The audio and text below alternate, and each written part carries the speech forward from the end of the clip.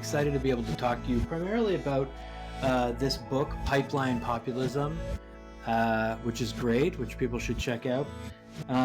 Your work is trying to kind of theorize the possibility of efficacious resistance to fossil capital, I would say.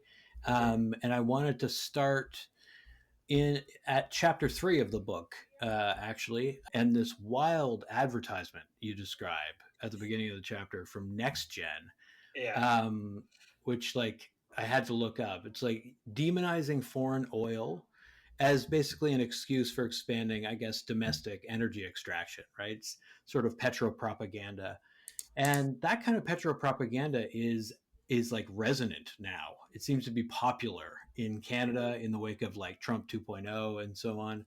Um, there's this line in the conclusion actually where you ask, despite a rise in this populist genre of political rhetoric and mobilization, is it possible we're no closer to producing radical transformative climate action now than we were, maybe 10, 15 years prior?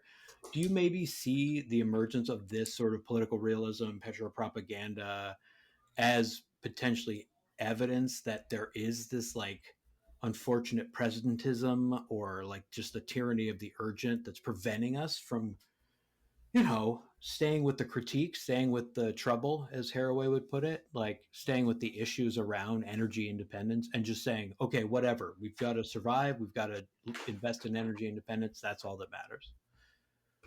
Sorry, that was a lot to start.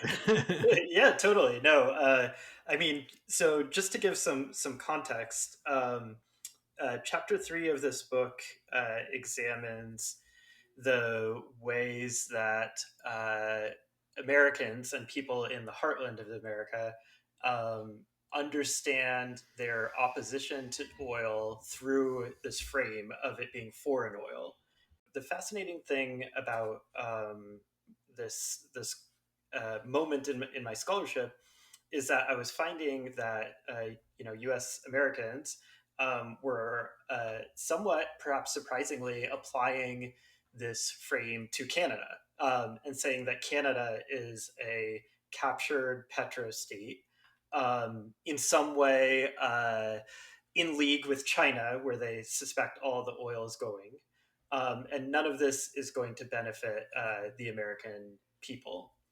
And so as soon as I started hearing this from people I was talking to, from pipeline opponents, I started seeing it on like Facebook pages, and it's one of those weird things where when the first time it becomes clear to you, then you start seeing it everywhere.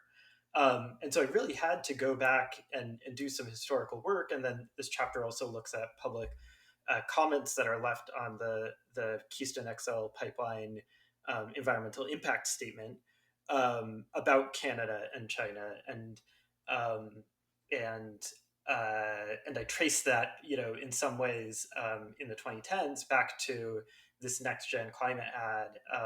And Next Gen was a climate organization and later kind of like a voting rights organization that was started by Tom Steyer, a guy who eventually ran for president in 2020. So people are more familiar with him now than they were way back then. To drive democratic political campaigns in a certain kind of direction.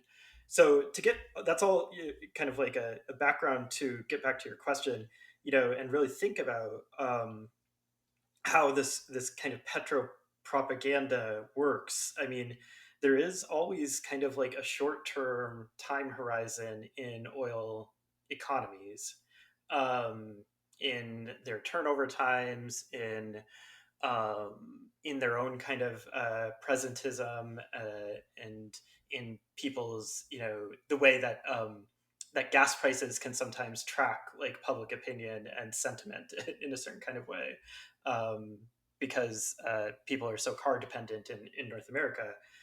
And so I think though that the other side of the story is going back to this question of efficacious resistance, and that another time horizon that's relatively short are those of electoral cycles in North America. And so I also kind of think that what that points to is the way that um, that sometimes a certain kind of political messaging strategy is willing to make all different kinds of compromises in the name of preventing the what they see to be the worst. And so in our country, the Democratic Party, you know, is happy to you know, develop this quasi nationalist message of energy independence, backed by its own fuel and fuel export, while throwing its friendly neighbor to the north under the bus, perhaps deservedly in the case of the petrostate sort of side of things. But ultimately, none of this gets us towards an internationalism, which we actually quite desperately need on questions of climate, particularly with regard to relationships to China. And ever since the research for this book is more than a decade old, and it's come out a few years ago now, but we see this sort of increasing tension in the trade war with China on electric vehicles, on solar panels, on energy issues, that actually we that ought to be like what we're campaigning on, rather than than suggesting that interstate international economic competition is going to somehow lead to a better climate or something like that. Absolutely, I agree with you. You know, that's like a economically rational and responsible direction to go in, and yet there are these sort of cultural barriers, political barriers that seem to really limit the possibility of that emerging. And this gets at sort of a core problem of your book and of a number of books that I've been looking at recently. You Mhm. know, from the sustainability class to this book, Don't Talk About Politics, to certainly Chantal Mouffe's two books on populism. This idea that one of the big issues with left populism is that it has conflicted idea or conflicted feelings almost about the desire to be popular itself and about leadership. So I kind of wanted to maybe pick up on that problem here because you kind of open onto that just a minute ago in terms of like you know why it is that we can't see a new internationalism germinating in response to this like obviously global crisis. Um, so you say that like a primary hindrance of that assumption that one should like desire to be popular is that you're led toward almost like dumbing it down for the regular person, for the common man. If not dumbing it down, at least numbing or dulling the revolutionary ask of whatever you know policy or platform you're presenting. And you seem to be getting at the fact that like a lot of that kind of common sense is a huge part of the kind of problem of why we can't seem to get any real momentum. But for Chantal Mouffe, you know, like it really is a question of whether we can, like she says, basically, it's impossible to envisage a project of radicalization of democracy in which the ecological question is not at the center of the agenda. So for her, like you, it's like these two things are inseparable: the radicalization of democracy and the achievement of, let's call it, net zero, even though we understand that's corporate greenwashing.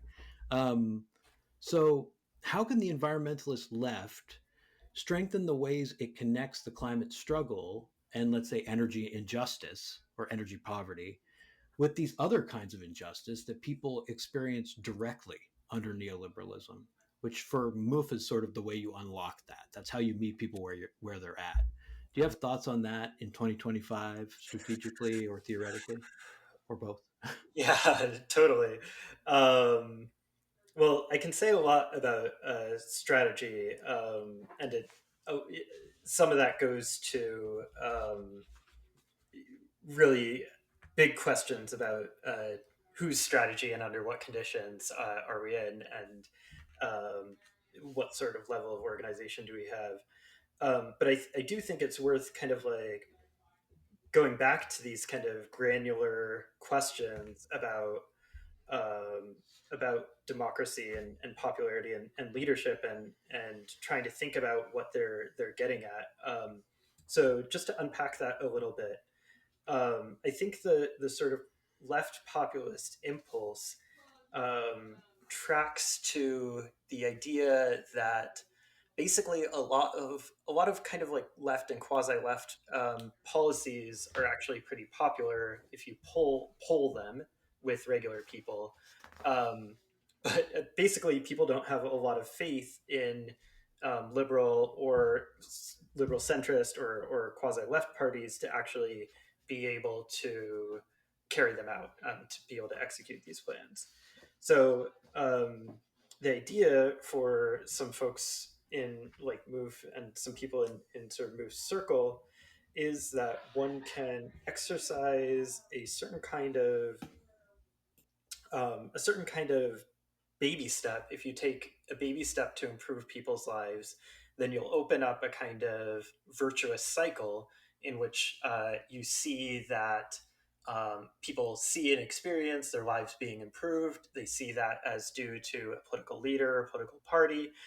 They vote for them again. That leader can then make a more progressive change to things, and you sort of get this sort of emergent electoral cycle taking place.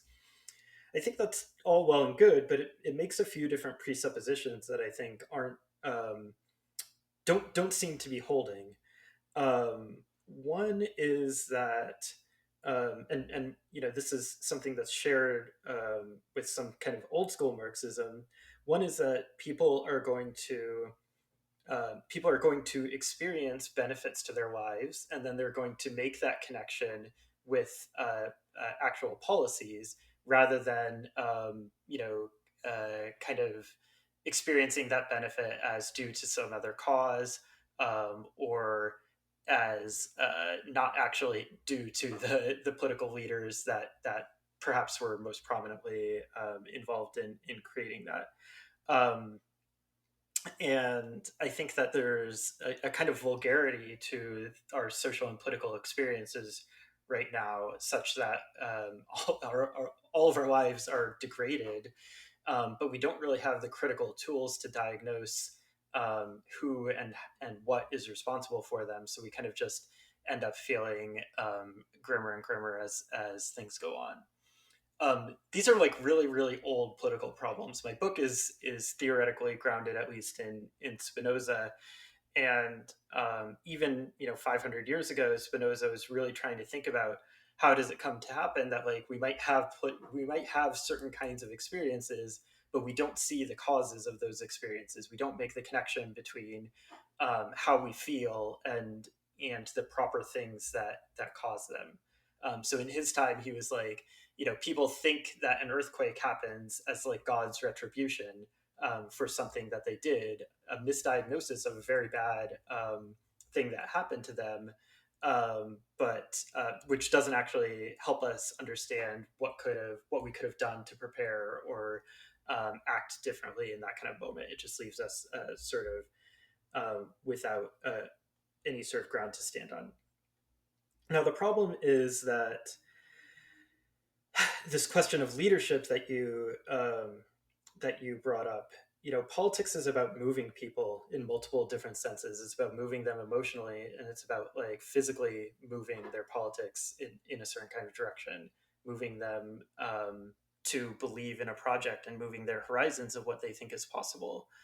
And so one of the problems with the left populist approach to climate politics is there's just not a lot of faith actually in or belief that people can be moved or mobilized, and that leads to ever diminishing sort of ambitions, which also leads to people's correct diagnosis that these parties can't actually execute their policies. Again, we can look at the Democratic Party in the United States, and the Biden administration. I think that, interestingly, the party La France Insoumise, that is, kind of has a quasi left populist leader in Jean-Luc Mélenchon, actually has broken quite a degree with MOVE on these kinds of questions, and is really putting ecological politics at the heart of what they're trying to do, but also leading people towards it in a certain kind of way and saying like, we need to do this because of X, Y, and Z reasons, and it's going to be drastic changes in your life. It's not going to be easy peasy or like tax rebates for a heat pump or solar panel or something like that. It's actually about like drastically changing our lives in a way that improves them as well. And so I think that like the lack of ambition actually hurts left populists in some sort of ways. Now, do I have evidence of that? Not entirely, because our politics are so unambitious across the board and around the world in some places. But nonetheless, I do think that in my organizing experience and in some of the situations I draw on in the book, there are examples that people can move farther than you think. And I just want to ground this really. Let me give one example, because my book is about pipeline opposition politics, and I sort of go through, the way that some people in the early part of the pipeline opposition movement organizing in the Dakotas, Minnesota, and Iowa in 2012, 2013. Um, and you have indigenous nations, and you have environmentalists, and you have farmers and ranchers who are kind of like some of the central pillars of the organizing struggle in this land. And I literally say in the book, I'm like, you know, the farmers and ranchers in some ways were the most conservative politically, and they were the most conservative tactically. It's not like they were, experienced in doing direct action or fighting for anti-colonial movements or something like that. But within a few years, they were like, when we were at the blockade, Standing Rock, some of those same people were there. Like some of these like 50, 60-year-old white guys and gals, who through building these relationships with the Native nations, saw their politics drastically move in some situations. So I guess that means that I have more hope in some ways in and more belief in people to undertake and desire more than a baby step political change in their everyday lives and in the name of others and making life better for all of us. Yeah, and it seems as though you went out into the field in part to kind of see if that was real, if that was true, and to try and draw it out. And what you found is that there is absolutely a contrast and maybe a conflict between the sad affects of environmentalism, which are often about sacrifice and deprivation and what we'll Mm-hmm. lose, and what you call these place-based and multi-species social relations and affectations, which Mm-hmm. is a pretty compact and succinct way of conceptualizing all of these new values and loves and potentialities that come when you kind of try and disconnect from a fossilized sort of hyper Mm-hmm. accelerated productionist, I think, way of living. And what's interesting, of course, is that you also find that there are these folks, these maybe conservative ranchers and so on, that seem to have like that latent yearning as well. Mm-hmm. That while land meant, as you say, different things to environmentalists, landowners, and native nations, what seemed to be consistent is this relationship between emotion and landscape. Mm-hmm. Um, how was that relationship mediated differently when possessive individualism was really at the center? There are these themes I see in the interviews that you talk about around this kind of untrammeled, exclusive relationship with one's land being pretty dominant in the kind of Western psyche. Mm-hmm. Um, Beyond the obvious kind of limits of that as a pretty patriarchal, old school way of understanding your connection to the land, where did you find the seeds of counter narratives, like how labor and life on the land sort of seem to spill into something else, like a Mm-hmm. feeling of belonging that could be leveraged for these struggles? Yeah, totally. I mean, there's so many, and one of the things that like I learned throughout the process is that people have really jumbled ideas, and if you're a landowner and you've worked on a piece of land, if you're a farmer or rancher, or if you're retired or something like that, there will be a kind of like possessive individualism aspect to your relationship with land and place, and yet at the same time, like that can exist contradictorily within like even an individual or even within an organization, and sit next to other sorts of um, experiences, desires, knowledges, passions, and these kinds of things. So I think if you're an organizer and not just an academic, like what you want to do is again, yeah, like meet people where they're at, but then draw out the aspects of their conceptions of land, for instance, that might lead them towards a more interesting politics than rather than a kind of more reactionary one. And so I have this contrast, this tension in the book between, in particular, a version of anti-pipeline politics that really rested on private property, reinforcing private property rights, not just the sort of embodied experience um, of owning land, but also going through the legislature and passing bills that protect landowners from, again, foreign corporations or eminent domain, and all of these kinds of things. Now, these might very well also be abuses of or predicates of, um, uh, private property, territoriality, and the like, eminent domain or whatever else. Um, but I don't think I guess my argument in the book is that politics doesn't actually lead towards. I mean, it doesn't lead towards addressing climate change. It doesn't lead towards addressing indigenous sovereignty and the like.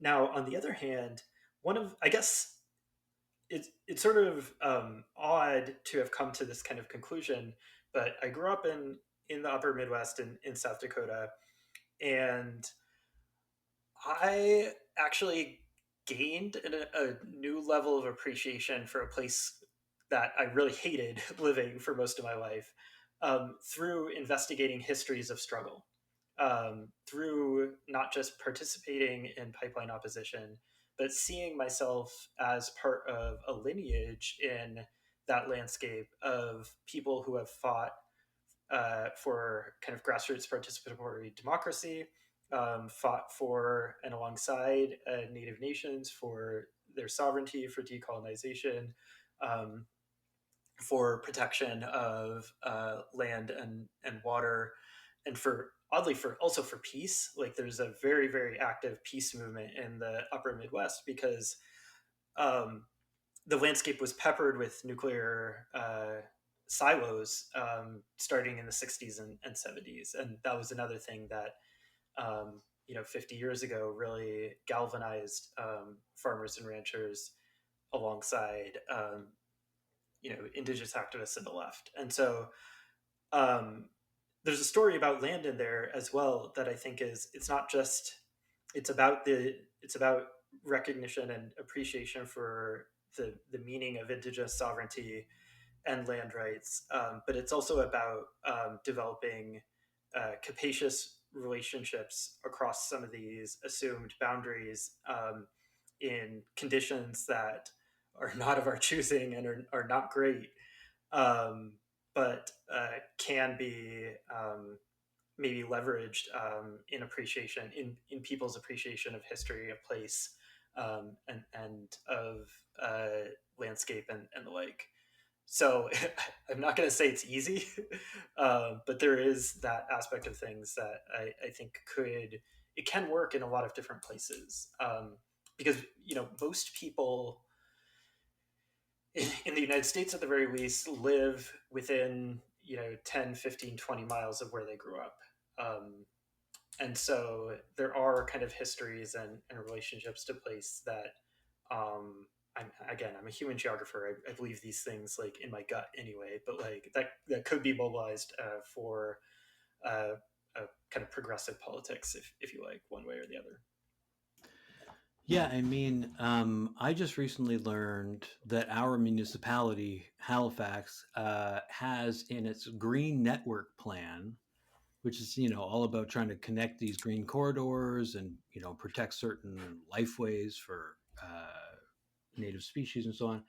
Uh, uh, it has language around cultural landscapes, which Mm, was a surprise to me. The idea that there are, culturally significant kinds of human landscapes that mhm. warrant special consideration and protection.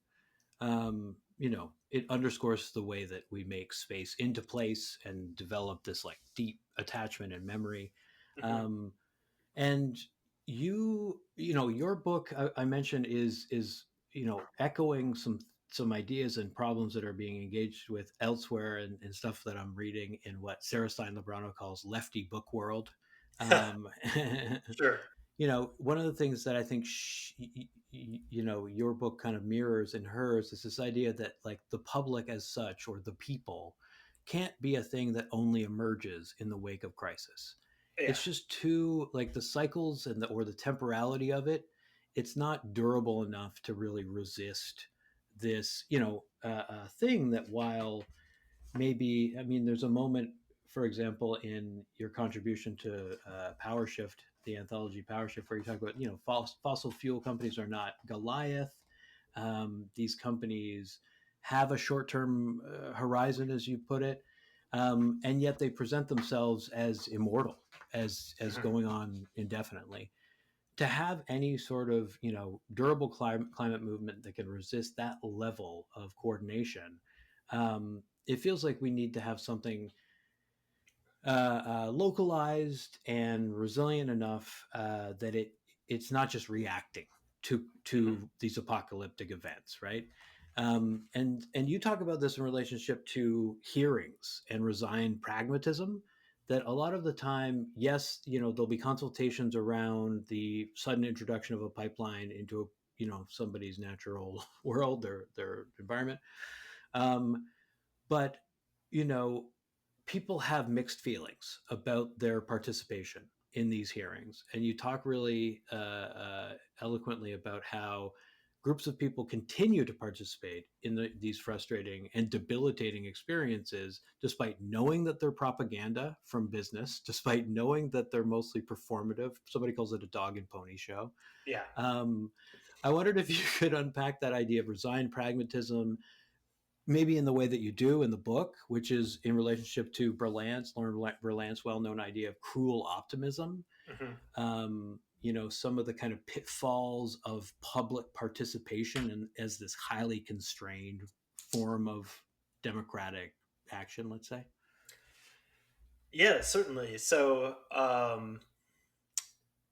public participation meetings and consultations really emerged historically, at least in the United States, around the same time as the environmental movement, environmental legislation.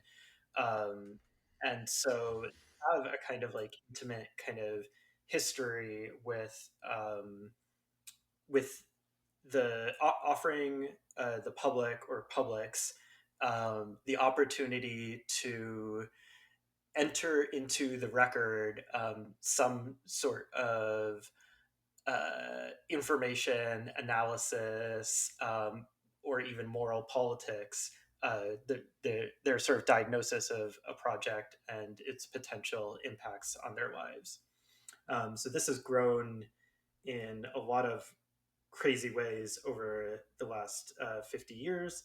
And people frame it and understand it. It's both framed by um, state bodies and people understand it to be a opportunity for democracy. So it's not just public participation, it's democratic public participation. Um, and yet at the same time, these meetings don't really offer a opportunity for people to meaningfully participate. They can't they can put things on the record, but they can't vote. It's very difficult to actually shape project outcomes. Oftentimes, you're presented with a project that's pretty complete. So an oil company comes into your town and they said, "Here we are going to do this public meeting. Here's what the pipeline looks like. Here's where it goes. Like, what do you think about it?" And of course, they don't know. The pipeline company doesn't know that like actually it's going through, everyone's favorite children's playground or a sacred site or whatever else. Sometimes they might slightly amend things, but most of the time, it's just a opportunity for folks to vent or whatever else. Um, so rather than see people as kind of like captured by these processes, and kind of like duped by them, I asked kind of like the opposite question. I was like, what if people actually know that these public participation meetings kind of suck and aren't real democracy, and are just kind of like uh, oil firms and government bodies going through the motions and the like. What if I presume that people already know this? Then I can ask myself and ask my interlocutors, why do they keep coming back? And it's not because they're duped or they have any illusions about the process or something like that. Um, and oftentimes they are angry and all this kind of stuff. But they're kind of resigned to pushing those spaces as far as they will go, exhausting those spaces and oftentimes exhausting themselves in some ways before they can move on to escalate to do something more interesting. Um, and so, oddly, in a really kind of like not very populated landscape like the Dakotas, one thing that I found is that these public participation meetings gather folks from all over the state, and there's like a social aspect to it. You start to meet people. You start to see that your concerns aren't just your individual concerns; they're the concerns of many. This is one of the places where possessive individualism and property rights can break down. You start seeing that it's not just you and your property, but it's like a whole landscape of people, and you hear other people's grievances, and you're like, wow, that's kind of like bad for them too. Like, and I am getting more and more kind of like upset about this, right? So the performative aspects of it allow for some interesting things to happen. Now, I started by thinking about public participation as a form of cruel optimism. Um, and cruel optimism is a concept that names and tries to diagnose why do people do things that harm themselves and expect that there might be something good still on the other side of it. A kind of classic example is the idea of the good life.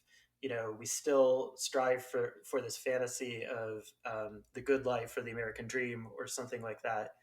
And we know that it doesn't really exist, and we know that striving for it is actually harmful or risky to ourselves and others, and yet kind of like keep going towards it. And resigned pragmatism is my attempt to kind of like invert it, where I'm sort of trying to understand that that people are sort of resigned. They don't have a lot of faith in democratic processes, and yet they know that as long as they exist, they can be approached pragmatically. That that one can get out of the exhaustion of these meetings something else that could be useful down the line. Whether that's kind of just meeting some new people or getting people's phone numbers, contacts, getting them on listservs that are going to tell them about protests or other actions, changing their ideas, changing their relationships to land, getting them to lose faith in public utilities councils. I've been to so many public utility meetings in my life at this point. Really kind of like silly performative people and the like. And so there's a lot that can still come out of them other than their resignation. And so it's more of it's less of a cruel relationship, I think, that I'm trying to understand, and more one that's like, is there a way that what people are feeling in these spaces can be more interesting? And I'll just say like one kind of like podcasty sort of thing. When I teach about this and teach about public participation meetings, I always show, you can find clips of it, the TV show Parks and Rec. has compilations of their sort of spoofing of public participation meetings. And they're both really funny in sort of diagnosing how administrators view the public as kind of like not as irrational, right? As not really having anything interesting to say, and that like the the show itself is a demonstration of the liberal idea of what democracy is that like we need these insulators, we need these administrators to insulate us from the wildly irrational ideas of people. And I actually believe in democracy, and so I don't think that's true. I think it's a misdiagnosis, and that grassroots democracy kind of demonstrates that people can, if rigorously informed, make the decisions about their lives, not just at a local scale, but like at ever nested scales, on and on and on and on.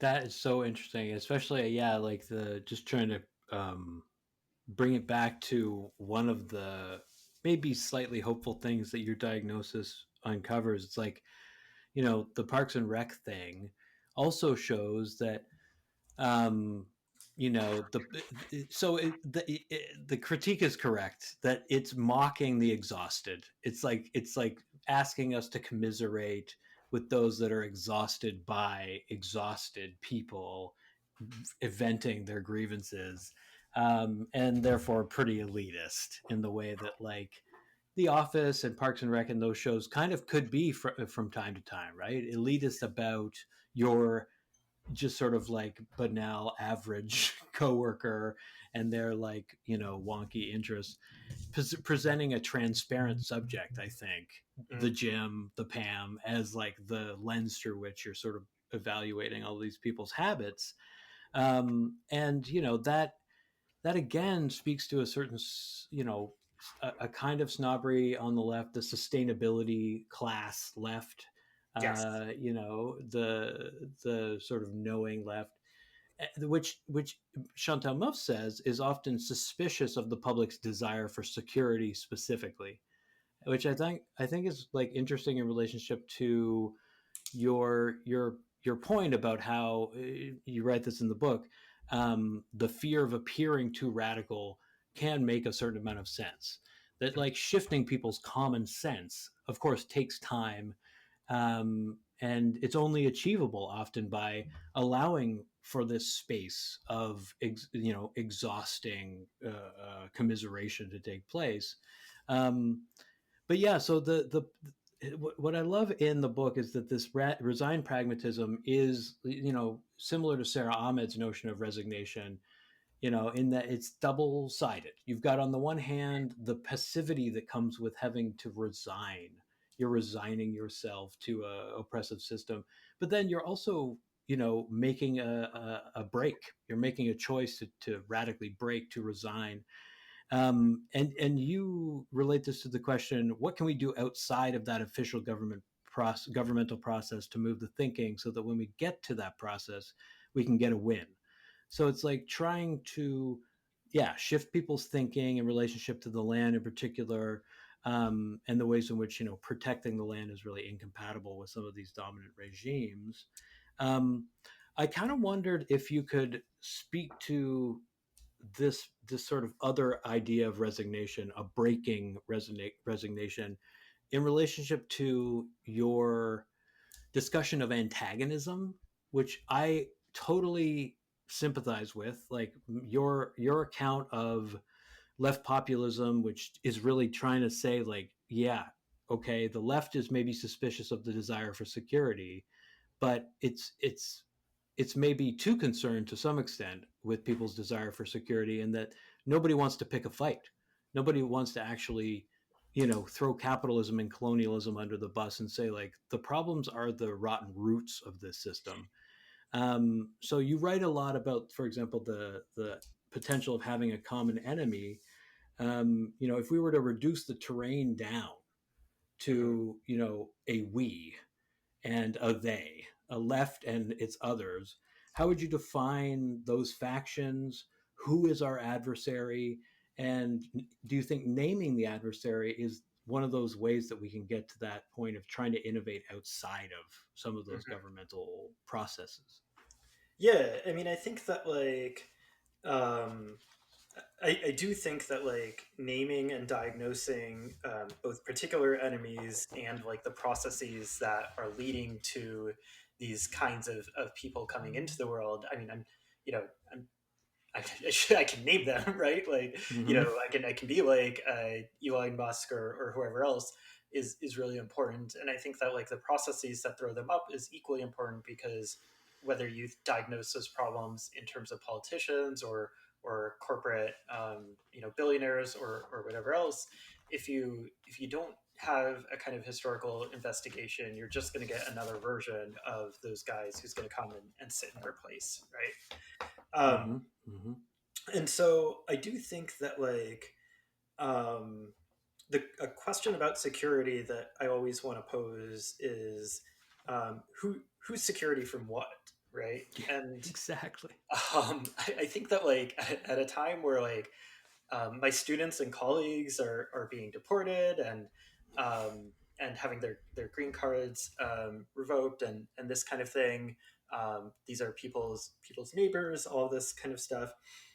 In South Dakota, we could constantly frame this both in terms of perceived economic security of the farm economy as well as the position that that Chicagoan people and other native nations have been put in by centuries of colonialism and war and dispossession and the like. And so um, I would not cede that ground either to the right or to Chantal Mouffe, but to kind of like reframe it and think about like how can we expand and both be specific and expand our understandings of what is making us feel insecure. How can we go from thinking about our bad relationships with like landlords or bosses or the police to in specifics to thinking about what causes produce landlords or police or politicians in this manner, rather than in a manner that defends the flourishing and basic freedom of life. I do think that since I wrote this book, there is a lot of like interesting discussions now in what did you call it, lefty book world around around different radical notions of freedom and emancipation that really appeal to people in certainly in North America. We There's an intuitive understanding of freedom in the United States that's kind of like forced into our brains from a very young age, and continually repeated in performances of public life, whether that's political ones or like what happens at the Super Bowl or the Fourth of July parade or whatever else. But again, like you can imagine splitting these concepts in a certain way to draw out the good sense that potentially is in them. No one wants to live a life where they're constantly thrown into like not knowing where they're going to sleep, not knowing where they're going to get a meal, when their next paycheck is going to come, how much that paycheck is going to be for, all of this kind of stuff. And so it behooves us if we can use that language, but not let it kind of like shape our ambitions, or not let it shrink our ambitions. It behooves us to kind of like make some of these connections to people. And I think that like some of these weather events are kind of like interesting ways that can be done. You'll hear people frequently talk about like, wow, this been really wet. I can't believe how wet it is, or this like heat wave we've had. It just doesn't feel right, or something like that. And I actually don't think going the way of climate is necessarily helpful because it's the kind of thing that like shuts people down, oftentimes. But you can go like, yeah, it kind of sucks that this is happening. Wouldn't it be great if we had more public resources to um, help our neighbors who don't have air conditioning, right? Um, more public cooling centers, and maybe those public cooling centers have like interesting things like free food or movie nights, or I don't know. I'm just kind of spitballing here, but like, the idea is to neither let people's um, neither let inchoate everyday diagnoses of the world around simply sit where they are, nor simply like react to them, but like actively organize and provide interpretations for people's feelings that could build into a bigger political project. I know feelings aren't everything. Like my book is it's a book about affect. It's a book about emotion, um, and so this is just kind of like my route for thinking and asking questions of political organizers, to consider how emotionality can feed into the sorts of tactics and strategies that people use to try to build movements of all kinds, whether they're climate related or whether they're about public housing or immigrant rights or whatever else. All of this stuff is connected anyway. Obviously, we all know that. Yeah, increasingly so, interconnected, and yet it it is difficult to draw certain connections. Um, when I talked to Imre Zeman about his book, "The Future of the Sun," recently for the podcast, he Mm, mentioned that in talking to Andreas Malm recently, Malm was, expressing this anger that in the wake of the catastrophic floods in Valencia, Spain, there wasn't more protests directed at Petrobras, that the protests were directed at the failure of government to act. And you see that in Texas as well. And I yeah, take your point though that like, to be honest, I don't think that's 100% misplaced. You do, we're not actually just talking about a horizon where all we're doing is like giving up and saving what we can save. I think we want a kind of robust response that draws a lot of these connections, I think honestly increasingly collapses climate adaptation and mitigation together. You can't have one without the other, and the public doesn't understand the difference. In the confusion and uncertainty of trying to communicate these ideas, a lot gets lost. Which is why I love the book's discussion of like community driven science and yeah, left populism, and like what weird pockets of resistance are opened up when people seem to take over the mode of producing knowledge about climate. I wondered if you want to expand at all on that, because you say that like you see something counterintuitive, which is that having more of these constructions of what you call interested partisan collectives who are aware of the constant shaping of science toward political ends would be good.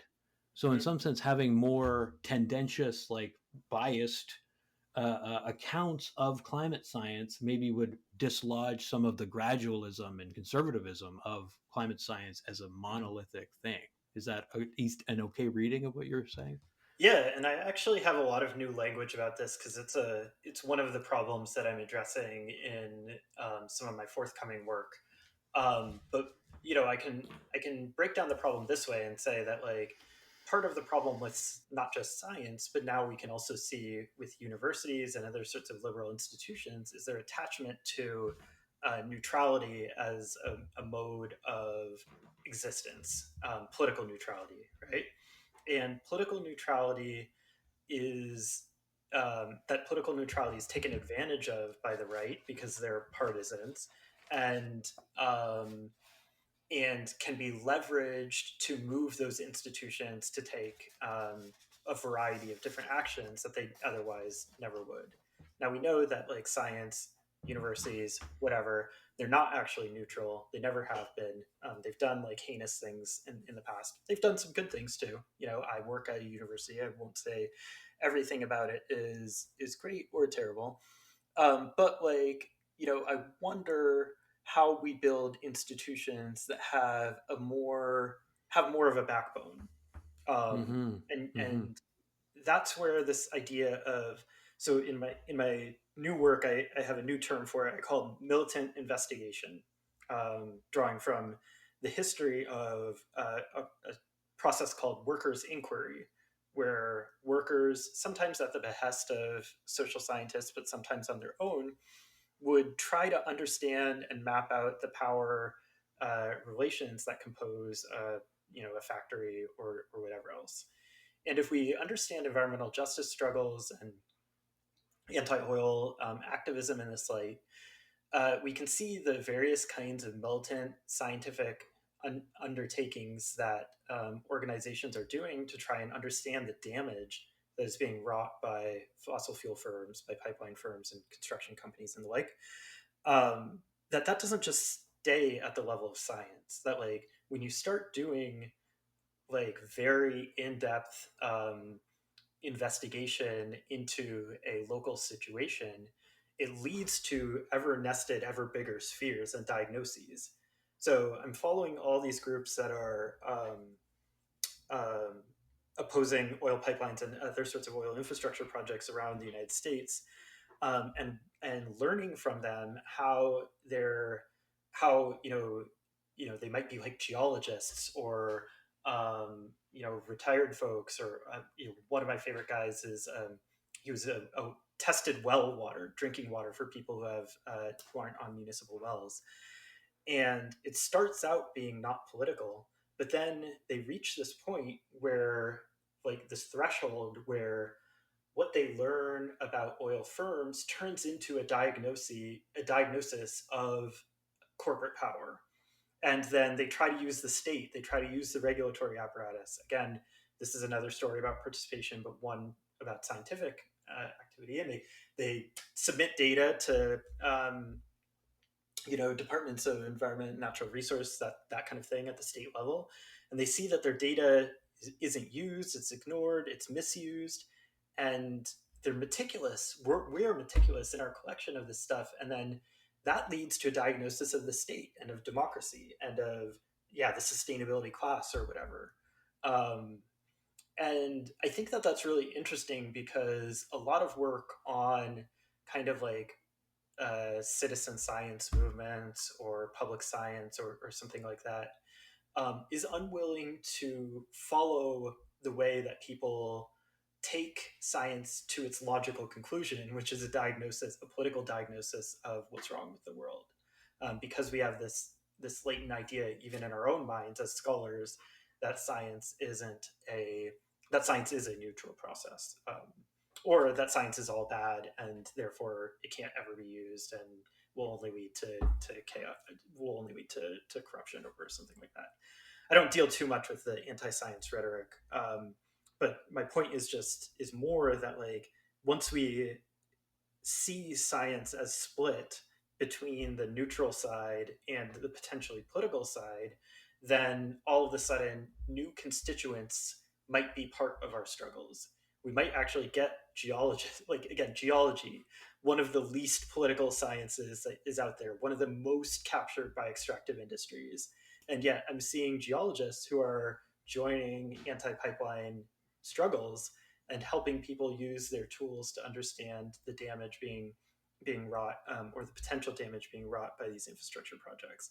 Mm. And we want to talk about like building a bigger left or something like that. Those are like interesting moments where the dividing lines, the identity lines that we might otherwise ascribe to people get broken down, and you start having, in some of my cases, um, uh, indigenous-led science movements that involve, um, again, like my well guy, retired metallurgist, just random non-indigenous people who become politicized by the fact that they are able to like investigate and look with clear eyes at a situation and mobilize others to do so as well. Um, yeah, sorry, I got excited about this because I've been thinking about it so much over the last few weeks, um, and um, and I think it's actually quite interesting to it helps my imagination. It helps me see again that like our potential allies aren't just like other intellectuals, other people who are dyed in the wool, kind of like grew up going to protests or something like that, but can be just like people who through learning about the world around them have come to some logical conclusions about the social forces that shape it and what needs to be done to live differently. Yeah, and you know that I totally agree with the sentiment that if we're not prioritizing in like a really big, expansive, multifaceted way the notion of a just transition, then we're leaving so many sites of solidarity, sources of power behind. Like we're just abandoning so many people. And we're also, I think, reproducing what you call the kind of anti-populist orientation of neoliberal environmentalism by sort of Yes. sustaining a pretty elitist, sort of rarefied way of doing environmentalism. And that's exactly the opposite of what we need. And while it might be true that like powerful movements of the past have had strong leaders, I'm attached to and excited by what you're talking about, which is more of a horizontal leadership model. I think connections to a specific charismatic leader, it's always fragile. It's always like it can fall apart at a moment's notice. It may still be a question of who will lead, but I don't think it's the primary question. You know. Yeah, I And mean yeah, I really like one your book other as a resource for thinking about that thing. exact thing of like, yeah, I was glad I found the book, right? For Thanks. thinking through some of these issues of political organizing and communication, really. Yeah, totally. And I think that like one of the things that this kind of stuff does is help us see leadership, and s- see it in different people than we otherwise would have been led to expect it from. I've been talking to a lot of, well, I shouldn't say a lot. I've been talking to a few oil workers who are also part of these movements, Mm. oftentimes former oil workers. It's really interesting to think about how, again, if we want to think about different models of just transitions, how little interest there actually is in talking to coal and oil workers and seeing what their hopes and aspirations are. The liberal establishment and liberal environmentalists have basically just abandoned these people and assumed um, that they're all Trump supporters, or that they all buy the juice that the fossil fuel firms are selling, that says that contractions in labor markets are due to environmentalists and environmental policy. Right? This is a story that has been told for a century. As fossil fuel extraction and refining and transportation has become ever more technologically mediated, and meaning that far fewer jobs are involved. Um, and so it's not, again, nothing is automatic, but like one of the really interesting things about oil workers in Louisiana, for instance, is that they have the skills that are necessary to do environmental remediation of the industry, which is desperately needed. And yet, a lot of the just transition language and the like instead kind of just automatically positions them as doing, carbon capture and sequestration. So basically, the exact same uh, work, and in some ways jobs that some oil workers don't really want to be doing because of concerns about safety and the like. And so again, it's one of those things where it's like if you let your assumptions about people and their beliefs, their professed beliefs, kind of like determine where you find politics, you're never really going to find politics other than with people who are pretty much like you already. Um, but if you actually like do ask people and do start to organize with folks who are adjacent to